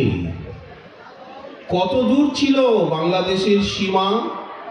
বললেন একেবারে বিহার, ভাগলপুর, মুঙ্গের অবধি। ইন্ডিয়ায় একটা শৈব ধাম রয়েছে দেবগড়, যেখানে বাবা বৈদ্যনাথ রয়েছেন, রাবণের সেবিত বৈদ্যনাথ ধাম। ওটা এক সময় বাংলার ভিতরেই ছিল। দুমকা, সাঁওতাল পরগনা, দুমকাটাও বাংলার ভিতরে ছিল, দেহঘর। এত দূর বিশাল ছিল বাংলাদেশের সীমা। তো এই বাংলার মাটিতে নিতাই গৌরাঙ্গ সুন্দরকে টেনে আনলেন সাধনা করে। এই বাংলাদেশের সুনামগঞ্জের কৃতি সন্তান শ্রী কমলাক্ষ বেদ পঞ্চানন। এবং তিনি জগৎকে জানালেন যে নিতাই গৌরাঙ্গ হচ্ছেন স্বয়ং শ্রী রাধা কৃষ্ণ। মহাপ্রভু হচ্ছেন রাধা মাধব মিলিত তনু। রাধয়া মাধবস্য একীভূতং বপু। অদ্বৈত প্রভুর যে সমস্ত উপদেশ, তার ভিতরে সার মর্ম। যারা গৃহস্থ ধর্ম গৃহে আছে, অদ্বৈত প্রভু তার পুত্রগণকে গৃহস্থ ধর্মের সার কথা বলছেন। বৎসগণ, তোমরা তো গৃহে আছো, চিত্ত স্থির করে শ্রবণ করো গৃহস্থগণের করণীয় কি। প্রথম হচ্ছে যে নিত্য সন্ধ্যা বন্দনা। যারা নিত্য সন্ধ্যা বন্দনা করেন, ঈশ্বর আরাধনা করেন, তারা মহাপণ্ডিত, লেখাপড়া না জানলেও। যারা নিত্য সন্ধ্যা বন্দনা করেন, নিত্য ঈশ্বর আরাধনা করেন, তারাই মহাপণ্ডিত। হতে পারেন নিরক্ষর। তারপরে তোমরা পরধনে লোভ করো না, পর সম্পত্তিতে লোভ করো না। এই রূপ করলে কিন্তু জীবনে ভীষণ দুঃখ ভোগ করতে হয়। জীব মাত্রকেই দয়া করো, প্রাণী মাত্রের প্রতি তোমরা দয়া করো, দয়াশীল হইও জীবনে। আর মহাপ্রভুর যে শিক্ষা, তাতে জীবে দয়া নামে রুচি সর্বধর্ম সার। কখনো কারো হিংসা করো না, এই অদ্বৈত প্রভুর উপদেশ। কখনো, বা ভারতীয় সনাতন ধর্ম বা বিশ্বব্যাপী সনাতন ধর্ম বা বাংলাদেশের যে সনাতন ধর্ম, তাতে তার সার প্রাণমর্ম হচ্ছে অহিংসা। কারো কখনো হিংসা করো না, কারো নিন্দা করো না, কাউকে অপমান করো না, কাউকে ছোট ভেবো না। সব সময় সাধুদের প্রশংসা করো, গুরুজনের সম্মান করো। গৃহের অঙ্গনে শ্রী তুলসী বৃক্ষ রোপণ করো। গৃহের অঙ্গন মধ্যে সর্বদা যেন তুলসী থাকেন।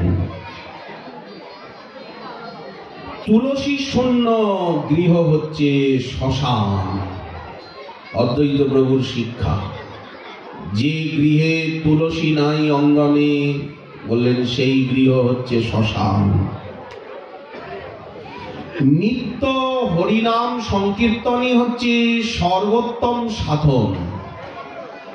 এই জন্য প্রতিদিন নিয়মপূর্বক যেন সংকীর্তন তোমরা করো। সংকীর্তনই হচ্ছে সর্বোত্তম সাধন। এই যে আপনারা কীর্তন করছেন, খোল করো তালে, বলেন এই হচ্ছে সর্বোত্তম সাধন। নাচা গাওয়া, নাচানো গাওয়ানো,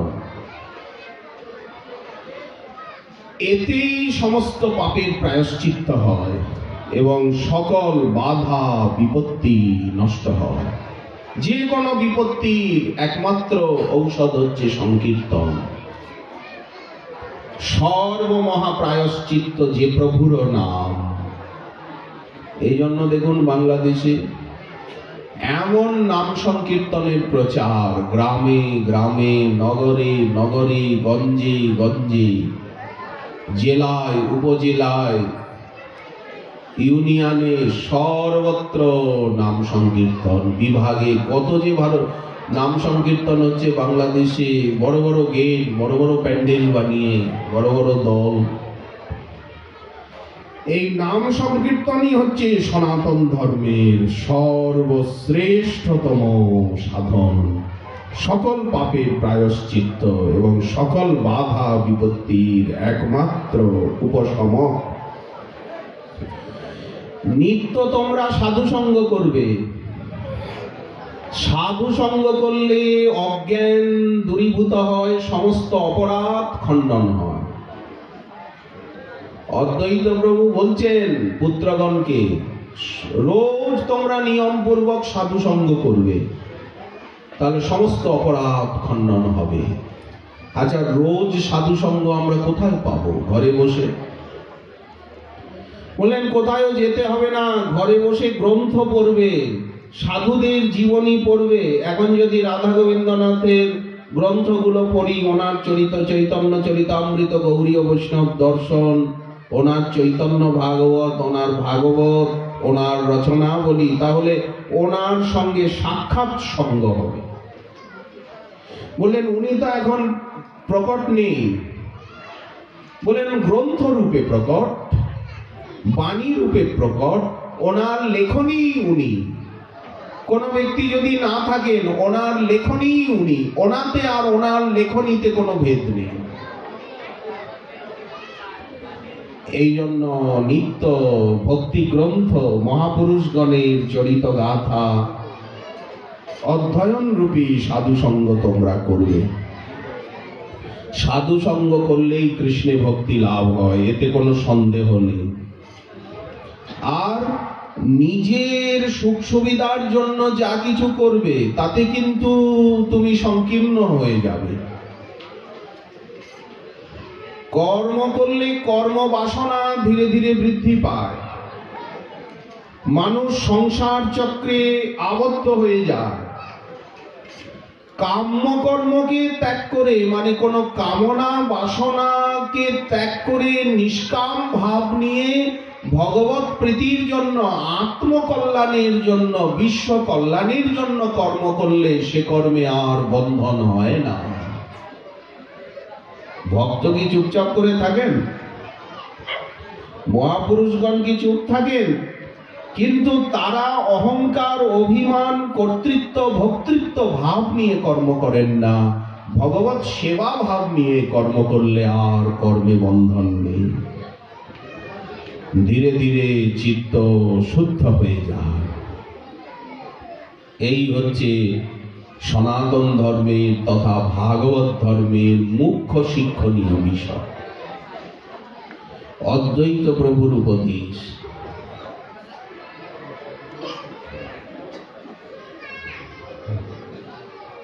আগামীকাল ডক্টর রাধা গোবিন্দ নাথের স্মারক অনুষ্ঠান, আপনারা অবগত আছেন নিশ্চয়ই। কাগজটা কোথায়?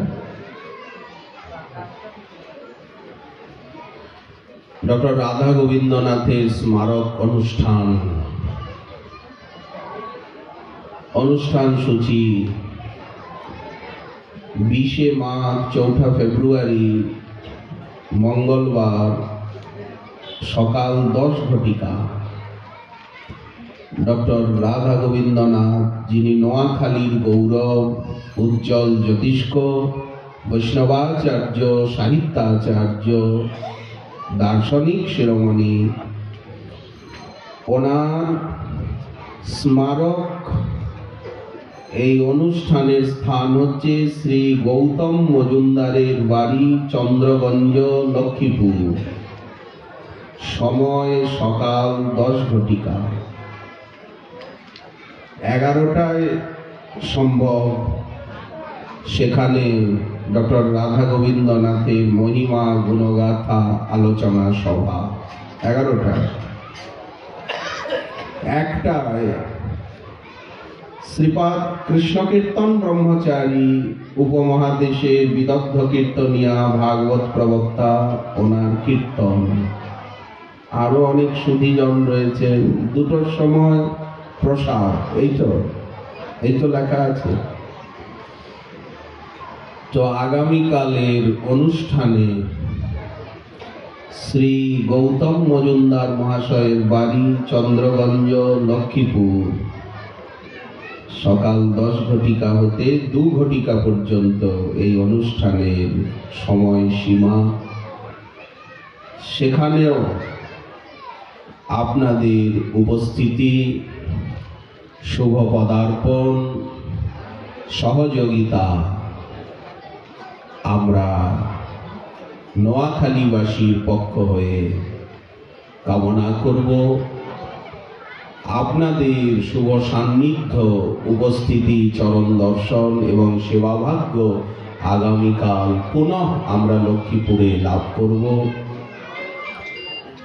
এই প্রার্থনা জানিয়ে এই আমন্ত্রণ, অনুরোধ, উপরোধ, এই মিনতি আপনাদের শ্রীচরণে রেখে শ্রী জগন্নাথ বলভদ্র সুভদ্রাজিউ, শ্রী নিতাই গৌরাঙ্গ সুন্দর, শ্রী রাধা মাধব, শ্রী মর্যাদা পুরুষোত্তম প্রভু রামচন্দ্র বৈষ্ণবরাজ শ্রীমন মহাদেব, উপস্থিত গৌর ভক্তবৃন্দ, মাতৃবৃন্দ, উপস্থিত সাধুবৃন্দ এবং এই মন্দিরের পরিচালন সেবা সমিতি, সেবা কমিটি, সচিব, সভাপতি, সদস্যবৃন্দের প্রতি আন্তরিক কৃতজ্ঞতা জ্ঞাপন করে আজকের এখানে ভাগবতী কথা বিশ্রাম দেওয়া হলো।